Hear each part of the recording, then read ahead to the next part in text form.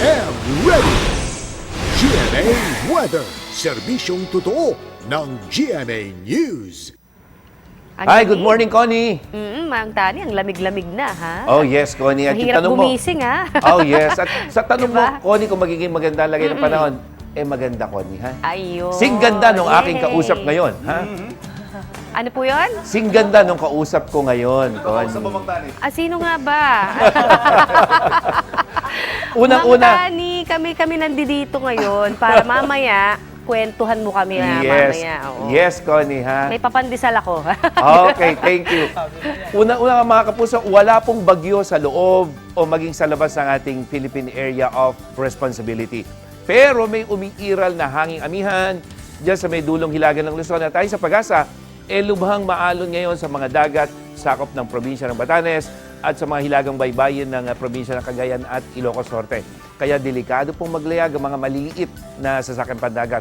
Ang aasahan namang ulan dito sa Luzon, base sa rainfall forecast ng Metro Weather, may mga pag-ulan dyan sa may extreme northern Luzon at ilang bahagi ng Cordillera at Cagayan Valley at maging dito sa may probinsya ng Quezon, maghapon na magiging maulan mga kapuso at kumisan ay hanggang katamtaman.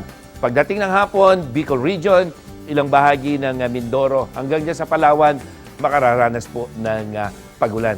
At sa Visayas naman, may mahinang ulan sa western section sa umaga, pero pagdating ng hapon, Samar, Leyte provinces, central part, hanggang dyan sa may western section, may mga pag-ulan. At ito ay dulot ng hangin na nagagaling sa silangan mga kapuso. At sa Mindanao na kung saan mayroong trough ng isang low pressure area, ay asahan na po natin yung mga pagulan pagdating ng hapon dyan sa may Zamboanga Peninsula, Northern Mindanao, sa Soxar dyan. At mga kapuso, dyan sa Davao Region, may posibilidad ng hanggang malalakas na pagulan.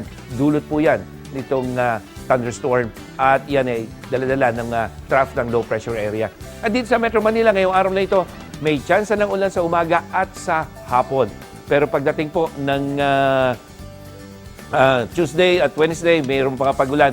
At mga kapuso, ito po ay sabay sa pagdiriwang natin ng 17th anniversary ng unang hirit. Kaya may mga pagulan pero bukas po ay mas magandang lagay ng panahon ang aasahan natin. At sa ating wind forecast, ang northeast monsoon ang namamayani, lalong-lalo sa may extreme northern Luzon. Pero pagdating ng Martes at Merkules, hanggang buong Luzon na yan mga kapuso. Pero may interaction dito sa easterlies na asahan natin magpapaulan dyan sa may eastern section ng ating bansa.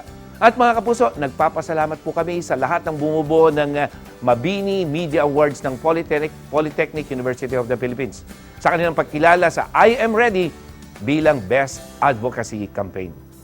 Yan ang latest mula sa GMA Weather. Ako po si Nathaniel Cruz, magplano para sigurado. I Am Ready, serbisyong totoo ng GMA News.